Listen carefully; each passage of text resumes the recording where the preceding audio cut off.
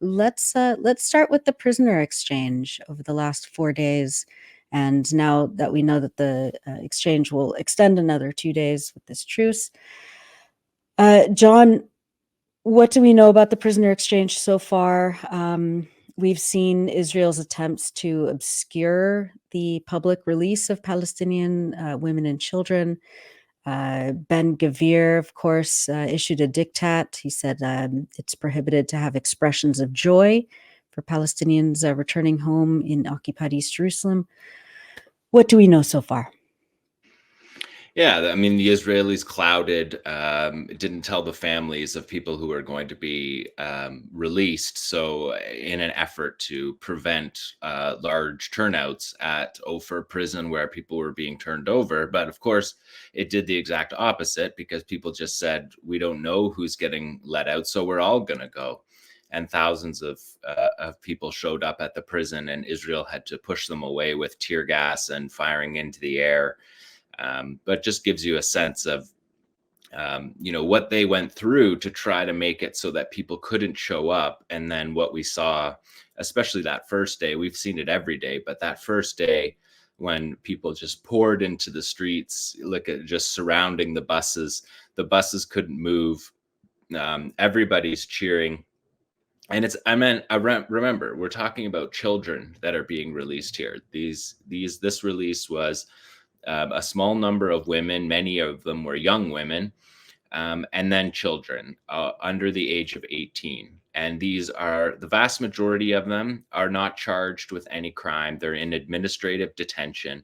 They don't know the charges against them. We talked at the beginning of the show, they're tortured. They don't like to talk about it when they come out of prison, out of respect for the people that are still in prisons. Palestinians don't come funneling out and tell us all the horror stories.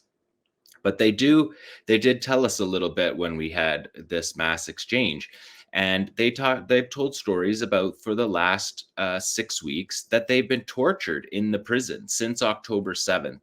The Israelis have cracked down on the prisoners, knowing that they would be released, and tormenting them in that time.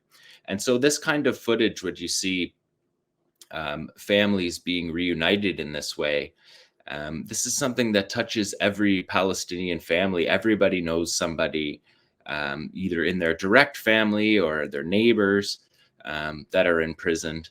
And to be able to free them like this, in this way, and these footage of the people running, yeah, I mean, I think honestly, it's just like it's a singular act in all of the world. Freeing people from prison is a singular act understood by anyone, particularly political prisoners who are children, who haven't been charged, who are being tortured. And one day their jailer opens the door and says, you're going to be leaving. We've seen a lot of this footage. The Palestinians are still in their prison uniforms. They didn't let them change into their clothes. They tried to keep it so their families weren't there. They tried to tell them when they were let out that if they partied, that they would be rearrested. And of course, this is something that Israel does all the time. They rearrested people released in the Shalit deal.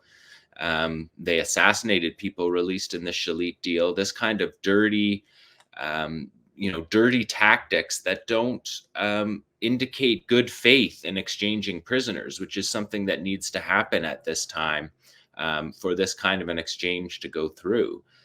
You need a legitimate authority on the ground, which the Palestinians have in the Qassam brigades, to negotiate these releases in a principled manner. And this kind of footage that we're watching.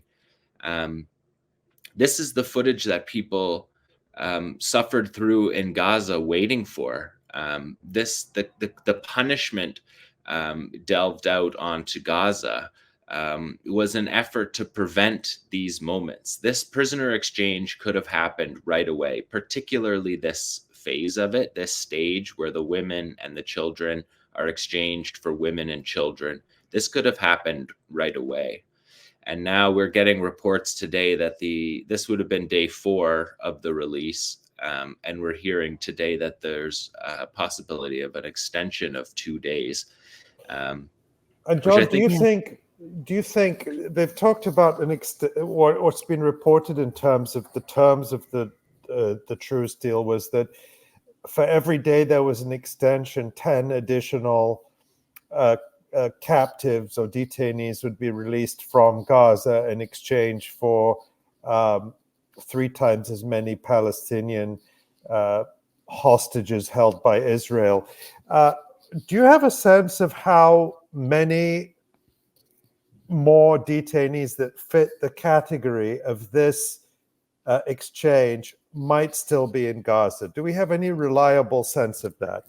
No, we don't know exact numbers, but the Israelis are saying that from their count, that there could be as many as 90 more that could fit in, generally broadly fit into this this part of the exchange. So it's difficult to know because we don't know exactly how many have died. The number the Israelis have been saying is 239. That are held. The Qassam brigades say they hold 200. So there's been something like 50 being held by other groups. And part of the reason that they want to extend the truce period, the pause period, is so that Qassam can go and find those other people that were taken by Gaza civilians after the wall was breached. But when we say 7 October. 200 or 239, is that including the Israeli military prisoners of war, or is that a separate that number? includes, and we don't know how many of them are military. The Israelis have at times said that there's only a couple of dozen military people. That number seems too low. We know that there would have been people from the Nova Music Festival that were soldiers that would have raised that number. We know that they overran 12 bases and outposts and captured soldiers, but we don't know the exact numbers because for the Palestinians, that number is a super valuable number. And for the Israelis, they're trying to downplay how many of their soldiers are captured because that's where the long discussions are going to be on getting those soldiers out. So the numbers keep changing according to the official Israeli figures. But last time I checked the official count, this was a few weeks ago, but they were saying it was only 30 of them were soldiers. But yeah, and as you said, that's obviously a very low figure. But and that, we go back to, because this has come up from time to time, and I've seen people commenting on this, that, people are saying, well, they're only getting 3 Palestinians for every Israeli civilian that's released, whereas when it was the Gilad Shalit deal in 2011, the Israelis released more than 1,000 Palestinians for 1 Israeli soldier. John, can you respond to that? What's the difference here? Well, the numbers are going to go up considerably once they get into the soldiers. I think that the numbers that we're talking about 10 and releasing 30 and 3-1, that's for this humanitarian stage. They're calling it the humanitarian stage because they're giving people who are civilians, who are the foreigners, people that Qassam right from the beginning said that they would have given up. So that's where that 3-1 is coming in, is in this stage. That 3-1 isn't going to, we're speculating, but I don't believe that Yahya Sinwar is going to go 3-1 for the soldiers. That number is going to be a completely separate stage of negotiations. And I wouldn't be surprised if those negotiations went on for years. But what Qassam, there's a benefit to the Israelis and to the Qassam brigades, both parties in this battle. There's incentive to turn over the prisoners. The logistics of Qassam holding these people that are unaffiliated and are not soldiers is considerable, whereas the value of the soldiers is what is valuable. And that's how you can always tell the Israeli announcers on an American TV when they tell you that that Hamas thinks that the civilians are more valuable. Just gives you an idea that they don't know what they're talking about. I mean, Seymour Hersh said the same thing. The soldiers are considerably more valuable than the civilians. And I would argue that from what we know at this point, the civilians weren't captured by the Qassam brigades in these large numbers. These numbers of people that are being turned over were captured by other groups and by Gaza's civilians. And it takes a bit of time to get those people under Qassam control. But Qassam has taken the responsibility, like a national government, of dealing with this and not saying, no, you have to deal with the other groups. They're not us. Which is the same as the ceasefire agreement. Didn't mention the other Palestinian groups. It just said Qassam and the Palestinian resistance, understanding that Qassam could bring to heel the other groups of the resistance to follow on their ceasefire plans. Yeah. And then after the ceasefire, we saw Qassam out in the streets in uniform, their soldiers down in the town square. We saw them set up checkpoints to look through the aid that was coming through, just to make sure that there was nothing the Israelis were putting in the aid trucks that were coming through. So acting like a national government, when we've been told that they're all hiding underground and that they're, this war has been so successful targeting them. The day that there's a ceasefire, Qassam brigades are walking around in Gaza City because the Israelis aren't holding Gaza City, even though for weeks they've been telling us about the fight in Gaza City. They can't hold 1 block away from Shifa Hospital. That's where the Qassam brigades were seen. But they can besiege Shifa Hospital, attack the doctors, arrest the doctors. And apparently it looks as though they're trying to close down the institution itself.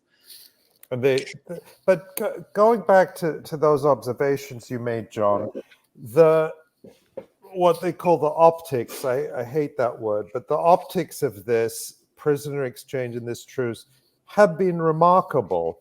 If you look at, we just saw some of the images, the video of Palestinians being released, and some of the testimonies I've been listening over the last few days. A lot of these young people and women have been interviewed by Palestinian and Arabic language media, Al Jazeera, and they give remarkably consistent accounts of just utterly horrifying treatment at the hands of the Israelis, contemptuous treatment up until the moment of their release, not even being told that they were going to be released, being dragged out of bed at 5 a.m, being told you're being transported somewhere, not told where. Some of the kids were told, and I heard this from several of them, that, oh, we're taking you to your graves. And then they would find out at the last moment that they were being released. And they all said that, at least the ones I watched, that they had no idea that there was an exchange going on. They didn't even know that there was a war in Gaza, because that's how tightly Israel isolates them from the world. And we just saw the scenes of, heart-wrenching joy of the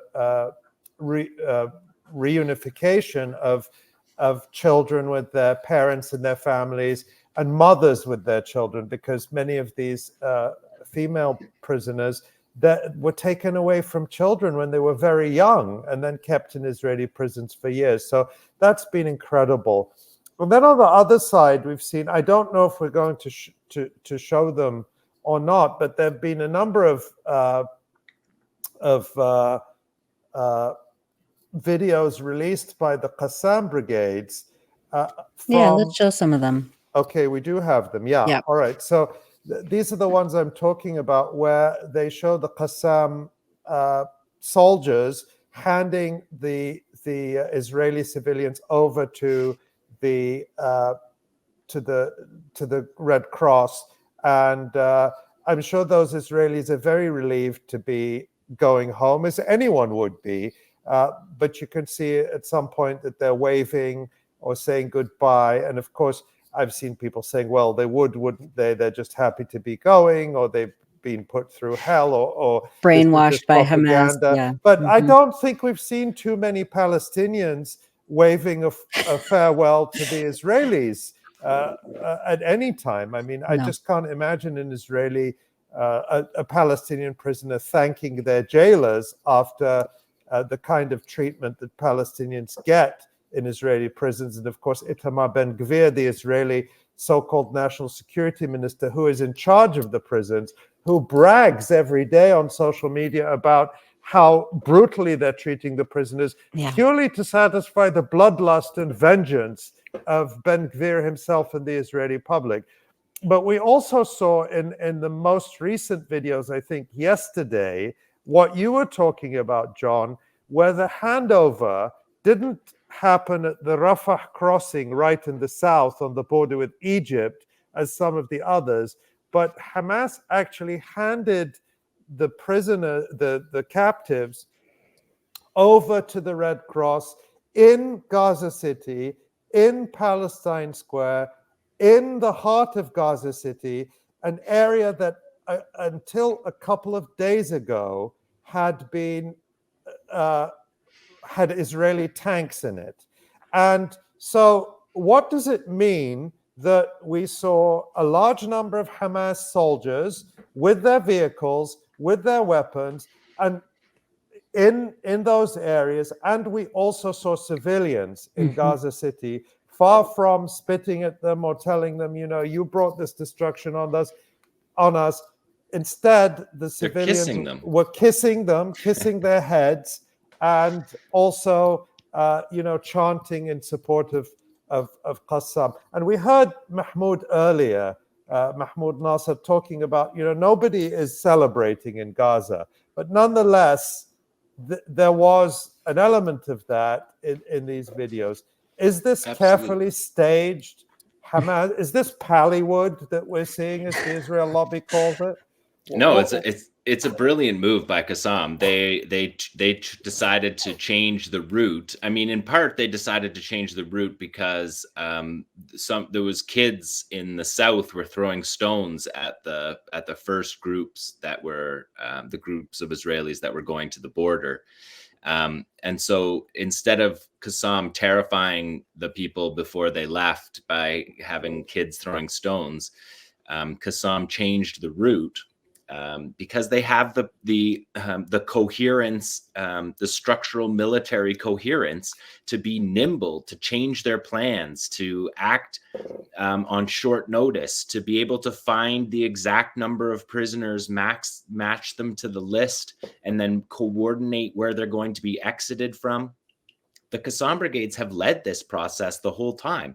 This isn't the Israelis saying, and then you'll do this, and then you'll do that. It's Qassam saying, we'll take them to the Red Cross. The Red Cross will take them to the Rafah crossing. And then yesterday they said, okay, we're not going to do it that way. We're going to do it out the eastern side of Gaza City. So Israel had to, you could read in the Israeli papers of them being flustered. Oh, we need a new route because Qassam's giving us a new route. And all that shows is the cohesion and coherence of the command and control of this group. And the Israeli numbers themselves, they're citing numbers, excuse me, this last few days, they cited numbers between 1,000 and 2,000 Hamas killed. So they're saying Hamas, they're not distinguishing Qassam brigades. They're saying Hamas, they're probably including municipal people who have been targeted. Because if they're saying that number, then they presumably have a list of those names, and those names are going to be municipal workers. And so even if we use that number, why don't we double that number if we think the IDF's number is low? There's still 36,000 Qassam fighters. There's a command and control structure that's in place, affixed in place.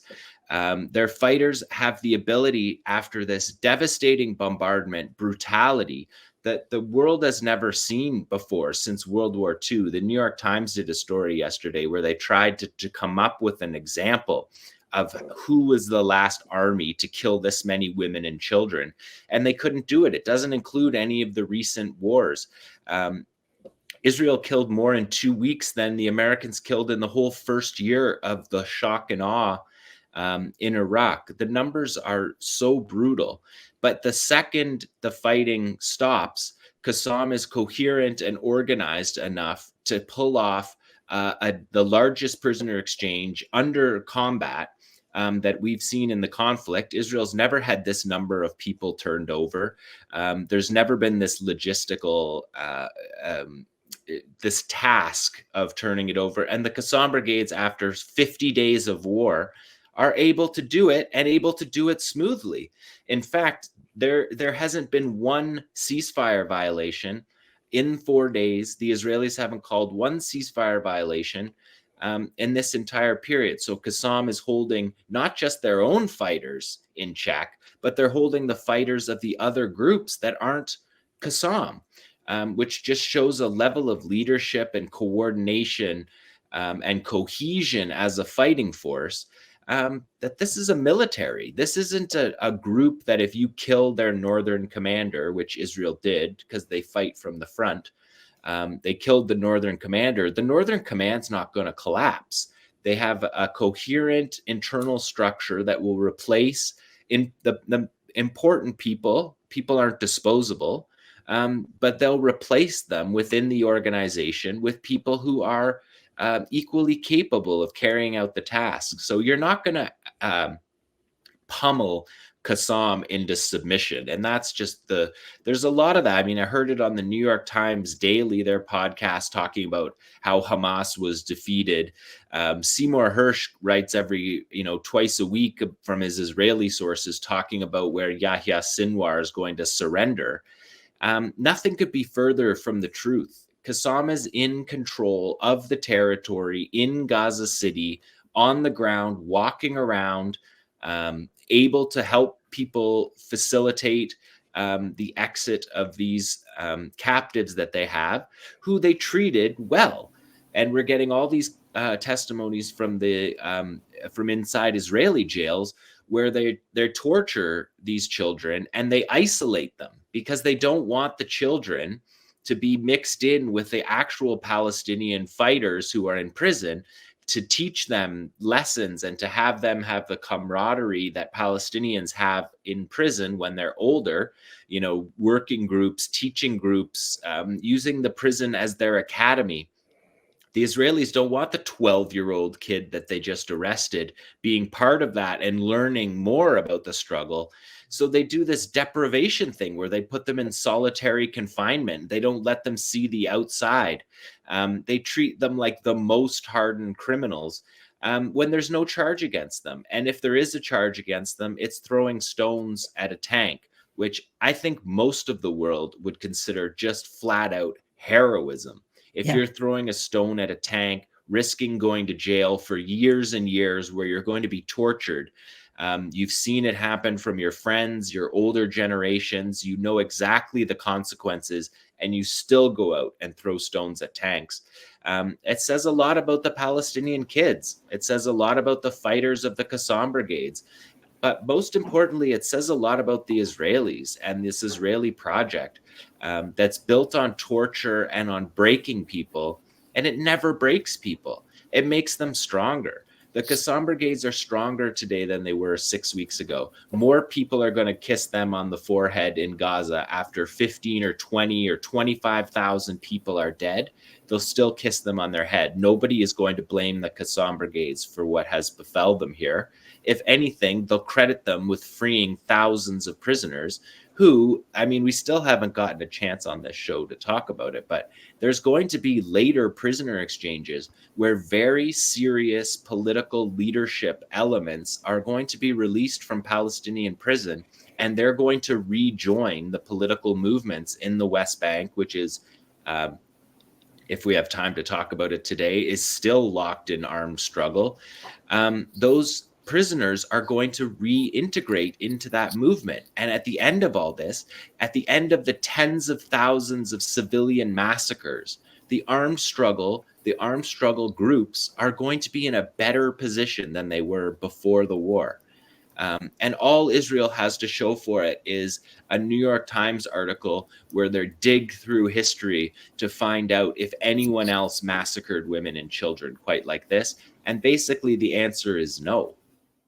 Thanks for watching this video.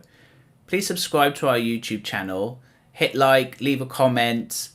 These engagements help us with the YouTube algorithm and it helps us to get around Silicon Valley censorship as much as possible. It does make a difference. You can also support our journalism by going to electronicintifada.net and clicking on donate now. Thank you.